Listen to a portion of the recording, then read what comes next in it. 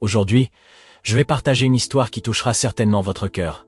Il s'agit d'une expérience de mort imminente qui m'a offert une rencontre directe avec Dieu et une révélation surprenante. Le jour zéro approche. En avril 2025, quelque chose de significatif arrivera à l'humanité, et je suis ici pour révéler tout ce que j'ai vu. Avant de continuer, laissez dans les commentaires de quelle ville vous regardez cette vidéo, et abonnez-vous à la chaîne pour ne manquer aucun récit incroyable comme celui-ci. Maintenant, préparez-vous à découvrir ce qui existe au-delà de la vie. Mon existence à Los Angeles était comme une mosaïque de jours sans couleur, où la routine et l'insatisfaction s'entremêlaient dans une danse monotone. Moi, Kylan Mercer, je me sentais piégé dans un labyrinthe sans issue, où chaque jour semblait être une répétition du précédent, sans que je trouve de sens ou de passion pour ce que je faisais. La brillance des gratte-ciel contrastait intensément avec le vide qui habitait mon intérieur, une ironie amère dans une ville qui ne dort jamais.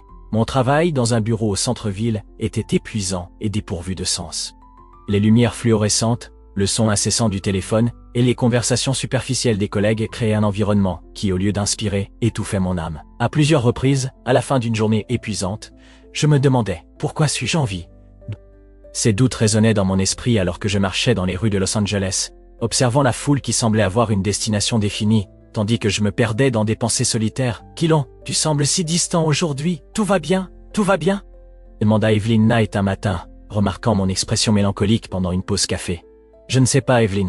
J'ai l'impression de vivre sans but, comme si chaque jour n'était qu'une répétition du précédent, » répondis-je, essayant de cacher l'angoisse qui me consumait. Evelyn, toujours si empathique, me regarda avec tendresse et dit « Peut-être as-tu besoin de quelque chose qui ravive ta flamme, quelque chose qui donne un nouveau sens à ta vie. » Malgré des amis comme elle, et même des collègues comme Damien Carter, avec qui je partageais souvent des confidences sur la monotonie du quotidien, un sentiment d'incompréhension et de solitude m'accompagnait à chaque pas. Damien, un jour, a commenté lors d'une de ces conversations tardives après le travail. Ces mots résonnaient dans mon esprit, mais en pratique, je me voyais noyé dans des doutes et des insécurités. À la maison, le silence était aussi un rappel douloureux, que malgré une famille qui m'aimait, je me sentais incompris. Les conversations avec ma mère, Sophia Mercer, étaient toujours ponctuées d'une profonde affection, mais aussi d'une distance que je n'arrivais pas à surmonter. Son inquiétude transparaissait dans chaque mot, mais je ne parvenais pas à partager avec elle l'intensité du vide qui me consumait. Chaque jour était une bataille silencieuse contre l'ennui et le manque de direction. Les matins commençaient avec la même routine. Café, trafic chaotique, réunions interminables, et la sensation que le temps s'échappait entre mes doigts. Marcher dans les rues de Los Angeles, la nuit me procurait des moments de réflexion, mais augmentait aussi le sentiment de désespoir, car je voyais les visages pressés et les lumières qui brillaient sans vraiment éclairer le chemin vers le bonheur. Malgré toutes ces difficultés, je cherchais dans de petits instants un soupçon d'espoir. La voix d'un ami, un sourire inattendu, ou même la beauté subtile d'un coucher de soleil sur la ville, étaient les seuls rappels qu'il y avait peut-être quelque chose de plus à découvrir. Cependant, ces moments étaient éphémères, et le sentiment de vide revenait avec force, me laissant de plus en plus convaincu que mon existence manquait d'un véritable but.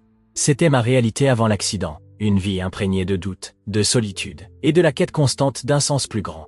Chaque jour passait comme une ombre du précédent, jusqu'à ce qu'une série d'événements inattendus soit sur le point de transformer complètement ce parcours. Cette nuit-là semblait aussi ordinaire que toutes les autres, mais le destin réservait un épisode qui allait tout changer. Après une longue journée au bureau, je ressentis le besoin de marcher dans les rues de Los Angeles pour tenter de calmer la tempête intérieure. L'air était froid, et les lumières de la ville semblaient murmurer des secrets sombres. Alors que je suivais le trottoir, le son rythmé de mes pas se mêlait au murmure lointain du trafic. Mais à cet instant, le destin préparait un retournement de situation que je n'aurais jamais pu prévoir. À l'intersection de Sunset Boulevard et de Vine Street, l'atmosphère changea soudainement. Une voiture, hors de contrôle, avançait à grande vitesse, ses phares lançant des faisceaux erratiques. Que se reflétait sur le trottoir mouillé, pendant un bref instant, je suis resté paralysé, comme si le temps avait ralenti de manière surréaliste. Je me souviens d'avoir entendu le bruit assourdissant du moteur, suivi d'un cri étouffé qui semblait résonner dans mon esprit. « Non!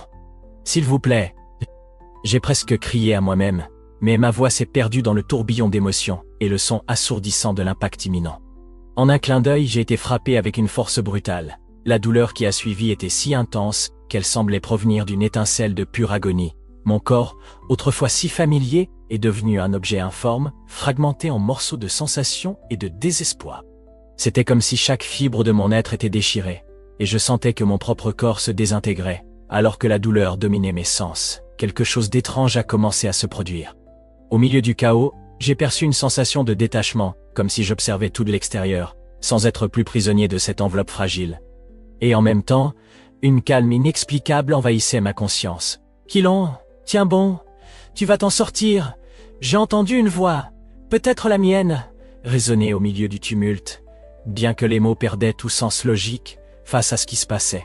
C'est à ce moment-là que mon âme, d'une manière indescriptible, a commencé à se détacher de mon corps.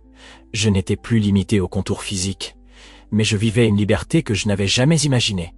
Je flottais au-dessus du chaos, observant, avec une clarté presque éthérée, les efforts des secouristes pour ranimer mon corps sans vie. Chaque mouvement, chaque tentative de réanimation se déroulait avec une précision qui semblait chorégraphiée par le destin. Alors que les médecins travaillaient frénétiquement, je ressentais un mélange de peur et d'étrangeté.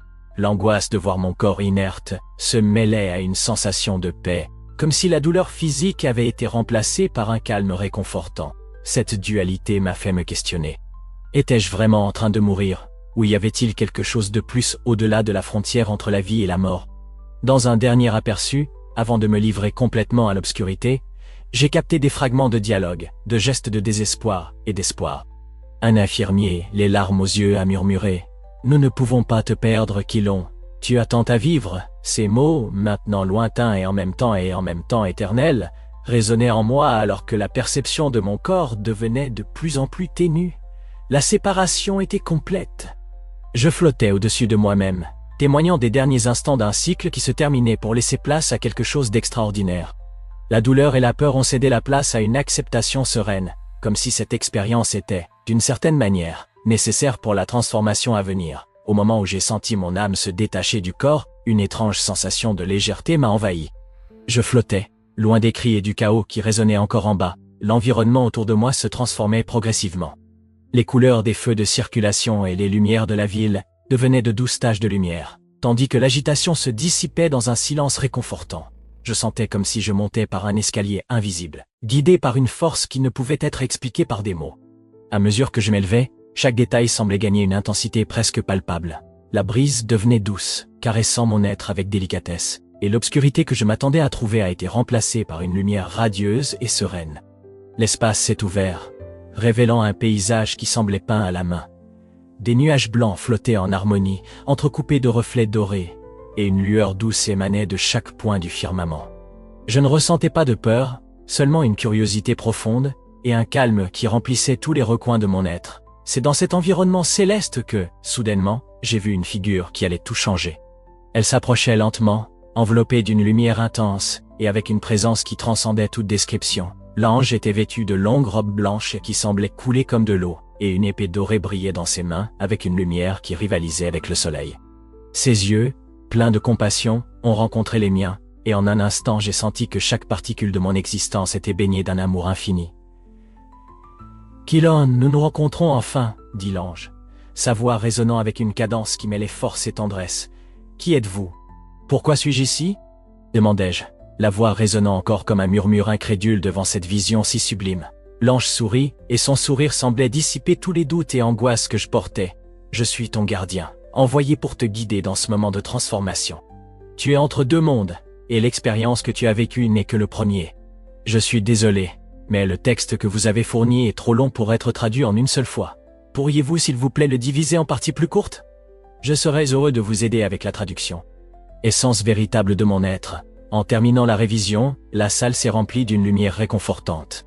Les images se sont lentement estompées, me laissant avec un sentiment de soulagement et une compréhension profonde que chaque expérience, aussi amère soit-elle, avait un but.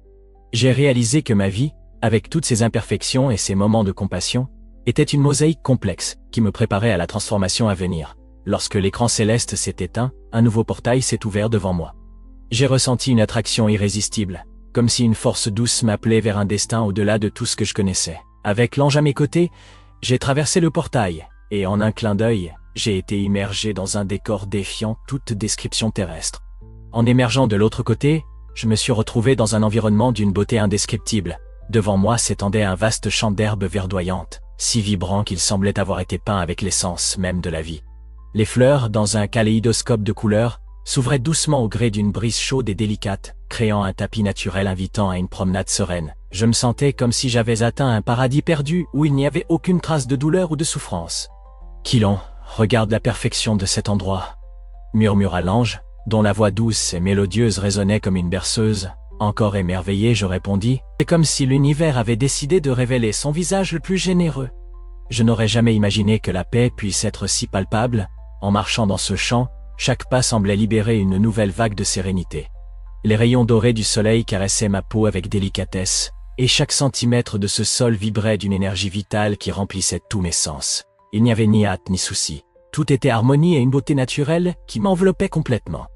Au loin, j'aperçus un lac aux eaux cristallines, dont la surface brillait comme si elle avait été polie avec des diamants. En m'approchant, je remarquai que l'eau ne reflétait pas seulement le ciel, mais semblait aussi émettre une lumière douce, comme si elle gardait des secrets anciens et sacrés.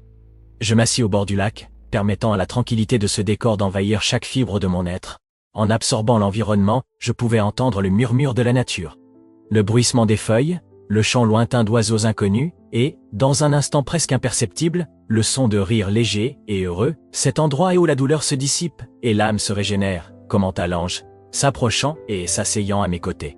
J'acquiesçais, sentant que chaque mot de sa part confirmait ce que mon cœur pressentait déjà. Là, tout était possible. Je n'aurais jamais pensé qu'un simple pas puisse me mener à une telle plénitude. Je me sens comme si chaque problème et tristesse était lavé par la pureté de cet environnement. La sensation de liberté était totale. Le temps semblait suspendu, et l'éternité se révélait dans chaque détail, dans chaque souffle d'air. La beauté de ce paradis ne résidait pas seulement dans le paysage, mais aussi dans le sentiment d'appartenance qui envahissait mon être. Je sentais que, pour un bref instant, les cicatrices de la vie étaient transformées en simples marques d'un passé lointain, remplacées par la promesse d'un avenir rempli de lumière et de possibilités.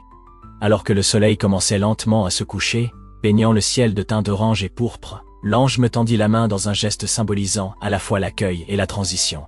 Kilom, c'est un refuge où l'amour et la paix règnent, un rappel que la véritable beauté réside dans la simplicité et la pureté de l'existence.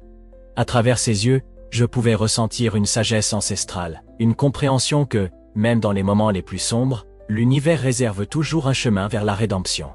Dans cet environnement idyllique, j'ai compris que le voyage vers le paradis n'était pas la fin, mais plutôt une préparation pour une nouvelle étape. Je commençais à comprendre que la transformation intérieure et la reconnexion avec l'essence de la vie étaient les véritables cadeaux que cette expérience m'offrait. Chaque détail, chaque couleur et chaque son de cet endroit servait de rappel que, aussi ardu que soit le chemin sur terre, il y avait toujours un chemin de retour vers la lumière, un endroit où l'âme pouvait se reposer et se guérir. Alors que le paysage paradisiaque se dissipait doucement devant moi, j'ai été transporté dans un environnement qui semblait transcender toute idée de beauté que j'avais connue.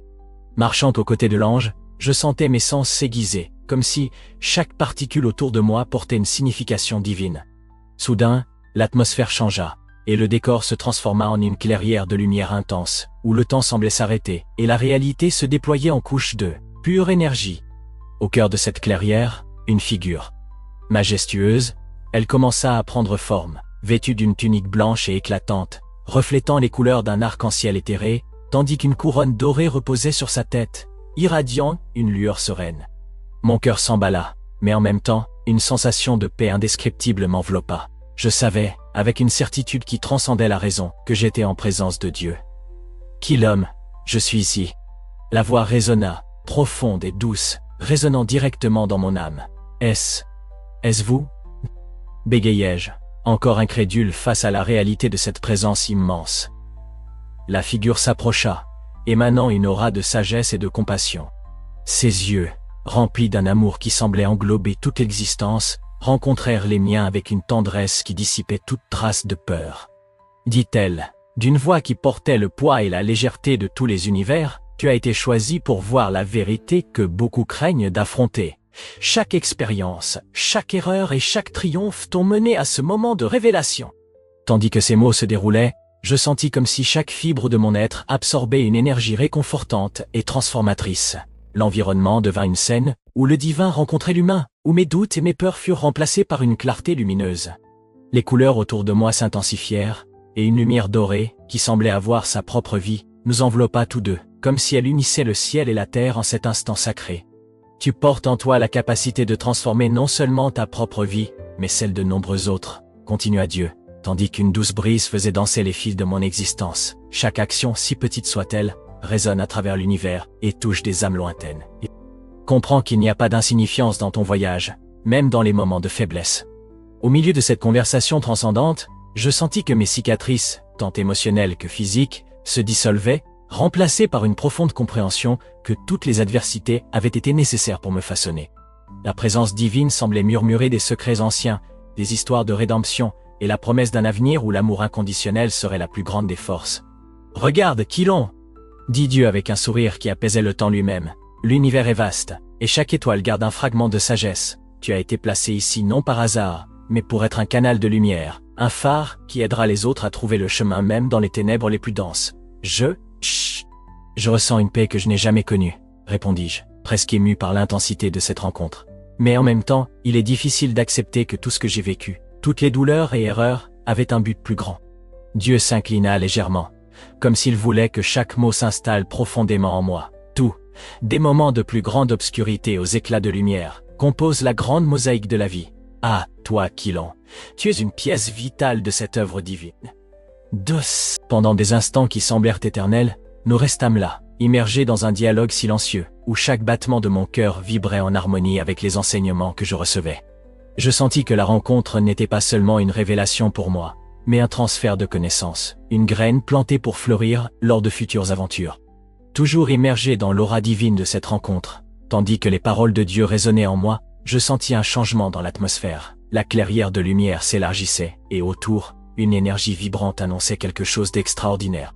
Dieu, avec son regard profond et plein de mystère, s'inclina légèrement vers moi, comme s'il voulait partager un secret gardé depuis des éons. « Quilon, fais attention !»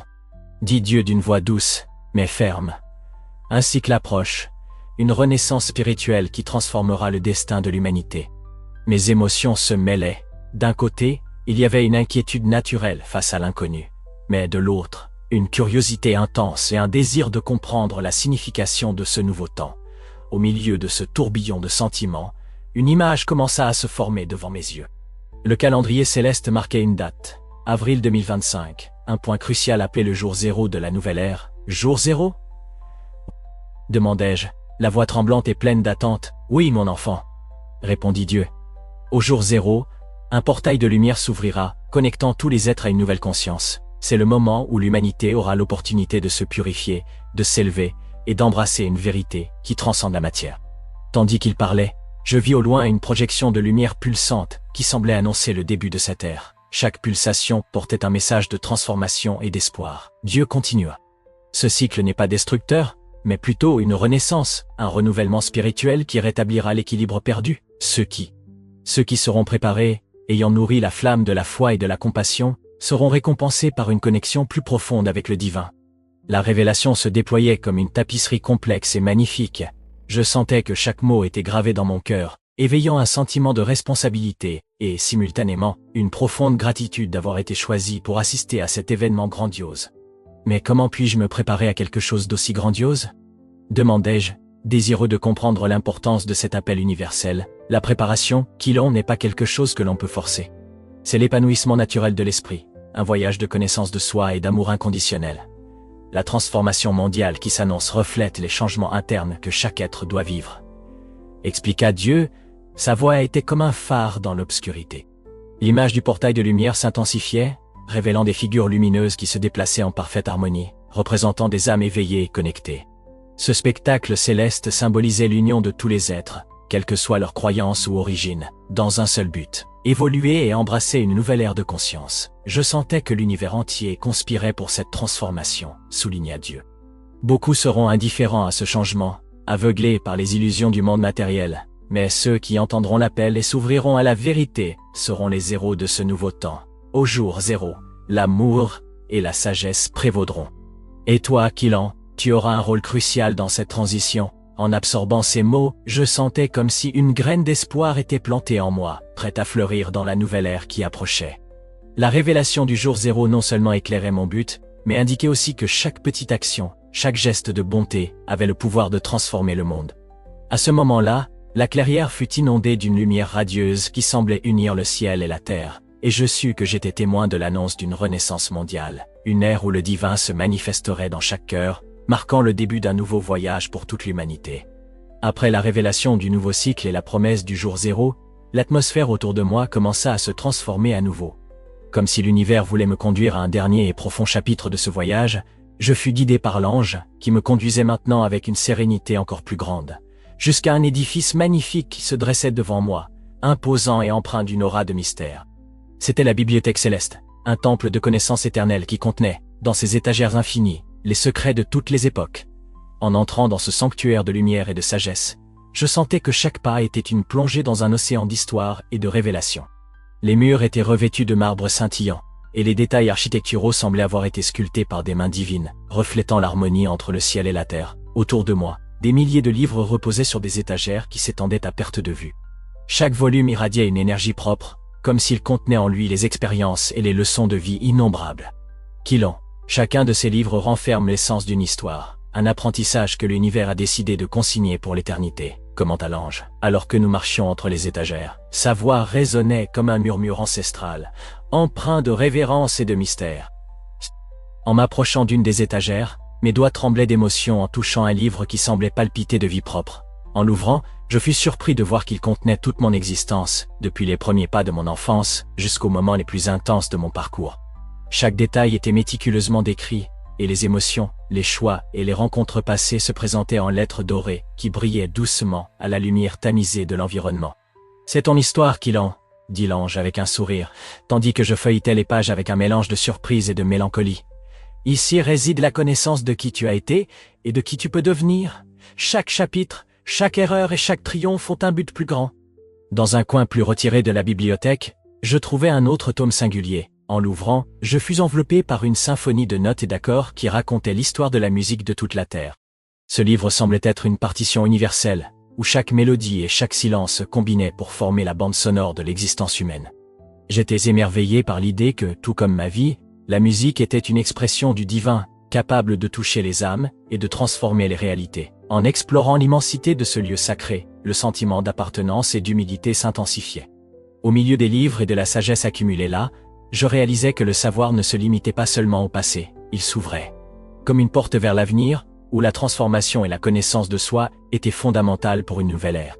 L'ange s'arrêta devant une étagère richement décorée et commenta que la bibliothèque céleste n'était pas seulement un dépôt d'histoire, mais une invitation pour chaque âme à élargir sa compréhension et à découvrir la vérité en elle-même. J'ai été submergé par une vague d'émotions et de gratitude. Au milieu de l'immensité des connaissances, j'ai réalisé que mon voyage ne se terminait pas avec la révision de ma vie ou avec les révélations divines, mais s'étendait au-delà des limites du temps et de l'espace, me défiant de chercher continuellement la sagesse et d'éclairer le chemin de ceux qui cherchaient encore des réponses. Face à toute la grandeur que je contemplais, le décor céleste commença à se transformer à nouveau. Après l'immersion dans la bibliothèque céleste, où chaque histoire et chaque mélodie de l'univers semblaient dévoiler les mystères de l'existence, j'ai été conduit dans une salle à l'aura paisible, où la présence de Jésus se faisait sentir de manière spéciale. Il m'attendait, avec un visage serein et un regard accueillant, comme s'il connaissait déjà les angoisses et les désirs qui pulsaient dans mon cœur. « Quillan », dit Jésus d'une voix douce mais ferme, le moment du choix est arrivé. Vous pouvez rester ici, dans ce royaume de lumière et de sagesse, où toutes les douleurs disparaissent, et où la paix est éternelle, ou retourner sur terre, dans le monde que vous connaissez, où votre mission n'est pas encore accomplie. Ces mots résonnèrent en moi comme un appel irrésistible. L'environnement autour semblait vibrer avec l'énergie de l'infini, et le contraste entre la paix céleste et la réalité terrestre devenait de plus en plus évident. Pendant que Jésus parlait, je ressentais un mélange de désir et d'appréhension. Rester ici signifiait vivre dans un état d'harmonie constante, un refuge où l'âme ne souffrirait jamais. Cependant, le souvenir des visages chers, en particulier celui de ma mère, Sophia, et d'amis comme Evelyne et Damien, faisait remonter à la surface l'amour et la responsabilité qui m'attendaient sur terre. Je ressens tellement la paix d'ici, la plénitude que vous m'offrez, mais mon cœur aspire encore à l'étreinte de ma mère, aux conversations simples, et même aux défis qui me façonnent, avouai-je, la voix étranglée par l'émotion. Avouai-je, la voix étranglée par l'émotion. Jésus inclina la tête, comme s'il comprenait la complexité de mes sentiments. Le choix vous appartient. Même si de nombreux détails s'estompent, l'essence, l'amour qui habite maintenant votre cœur, ne sera jamais oublié. Le silence s'installa pendant quelques instants, tandis que mes pensées oscillaient entre la séduction du paradis et l'urgence de retourner à ma vie terrestre. Autour de moi, l'environnement céleste continuait d'exhaler un calme inébranlable, mais je voyais, dans chaque rayon de lumière pénétrant la salle, le souvenir des défis humains, des douleurs et des espoirs qui pulsaient encore sur terre. Une voix douce, presque imperceptible, murmura « Quilon, la véritable grandeur de la vie ne réside pas dans la fuite de la douleur, mais dans sa transformation en apprentissage et en amour. » Ces mots, venant peut-être de l'univers lui-même ou de l'essence divine qui m'entourait, touchèrent profondément mon esprit. Dans mes yeux, les larmes commencèrent à se former, mêlant gratitude et tristesse de quitter un lieu si sublime. Je savais que rester ici, dans un état de perfection, signifierait renoncer à la chaleur humaine, aux défis, et surtout, à l'amour de ceux qui avaient encore besoin de moi. « Jésus, je choisis de revenir », déclarai-je, avec une conviction mêlant tristesse et espoir. Je reviens pour que, même si j'oublie de nombreux détails, cette lumière intérieure me guide et m'aide à transformer la douleur en amour pour ceux que j'aime. Jésus sourit, et l'environnement sembla briller encore plus intensément, comme si le choix avait scellé un destin de rédemption et de but. Alors, qu'il en soit ainsi, gardez cette lumière dans votre cœur, car elle éclairera votre chemin même dans les moments les plus sombres. Avec ces mots, je sentis une transition puissante s'amorcer. L'appel à retourner sur terre était inévitable, mais la certitude que j'emporterais avec moi l'héritage d'amour et de transformation vécu dans ce royaume céleste me donnait la force nécessaire pour affronter ce qui allait suivre. Lorsque le choix de retourner sur terre fut scellé, je ressentis une vague de transition m'envelopper complètement. L'environnement céleste commença à se dissiper lentement, laissant place à une brume douce et à l'écho lointain de voix et de murmures. Je sentis mon âme être attirée, comme si le temps lui-même se courbait pour me réintégrer à mon corps inerte, encore allongé sur un lit d'hôpital à Los Angeles. La sensation fut à la fois soudaine et paisible. En me réveillant, je reconnus les contours familiers.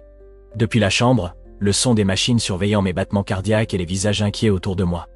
Jasper Reynolds, le médecin qui est devenu mon pilier d'espoir, se tenait à côté de mon lit avec une expression de soulagement et de surprise. « Quilon, tu es revenu » s'exclama-t-il, la voix pleine d'émotion. « Ton cœur s'est arrêté mais, miraculeusement, il s'est remis à battre. » J'ai essayé de répondre, mais mes mots sortaient comme des murmures confus, encore pris entre la vie et la mort. À mesure que les jours se transformaient en une routine de repos et de récupération, chaque moment était marqué par une sensation de renaissance. Les infirmières et les médecins prenaient soin de moi avec une délicatesse qui semblait refléter l'intervention divine que j'avais vécue. Lors de brèves conversations, je les entendais commenter, presque comme une légende, ce moment où les signes vitaux d'un homme s'étaient éteints et étaient revenus comme si une force invisible les avait rallumés. Au milieu de ce tourbillon de soins médicaux, ma mère, Sophia Mercer, est entrée dans la chambre avec un mélange de soulagement et d'incrédulité sur le visage. Un matin, alors que le soleil pénétrait timidement à travers les rideaux, elle s'est approchée avec précaution, tenant ma main tremblante. « Mon fils, ce que tu as vécu, je n'arrive toujours pas à y croire, » dit-elle, la voix étranglée et les yeux pleins de larmes de soulagement et d'émerveillement. J'ai essayé d'expliquer, mais les mots semblaient insuffisants pour exprimer l'immensité de l'univers que j'avais expérimenté. Cependant, en mentionnant des détails spécifiques, comme la description exacte de mon arrière-grand-père, un homme que je n'avais jamais connu, mais dont elle gardait l'image dans ses souvenirs, j'ai senti la confirmation que mon expérience avait transcendé les frontières du physique. Chaque jour à l'hôpital devenait un chapitre d'introspection. Pendant de longues heures de récupération, je réfléchissais aux révélations de la rencontre divine, à la promesse du jour zéro et au choix que j'avais fait de revenir à la vie pour accomplir un but plus grand. Peu à peu, les souvenirs célestes se mêlaient à la routine terrestre, comme si une partie de moi restait éternellement liée à ce royaume de lumière. Un après-midi tranquille, tandis que la pluie douce frappait à la fenêtre, j'ai de nouveau parlé avec Jasper. Croyez-vous vraiment que ce que j'ai vécu était réel, ou serait-ce juste un délire? Ai-je demandé, la voix pleine de doute et de gratitude. Lui, avec un regard compatissant, a répondu, « Quilon, parfois l'univers nous touche de manière inexplicable. Ce que tu as vécu peut être la reconnexion entre le corps et l'âme. La science ne comprend pas encore tous les mystères, mais le fait est que tu es revenu, et tu as maintenant la chance de transformer ta douleur en lumière. » La récupération a été non seulement physique, mais aussi spirituelle et émotionnelle. Après 12 jours à l'hôpital, j'ai réalisé que chaque respiration était un cadeau, et que l'expérience vécue m'avait laissé une marque indélébile. La douleur, la solitude et l'insatisfaction qui m'avaient un jour dominé, ont cédé la place à un espoir silencieux, et à la conviction que la véritable vie était un cadeau. La transformation commençait de l'intérieur. Aujourd'hui, même en menant une vie simple, Je porte en moi le souvenir de chaque révélation, chaque touche divine, sachant qu'à chaque battement de cœur, la mission de transformer et d'illuminer continue de palpiter.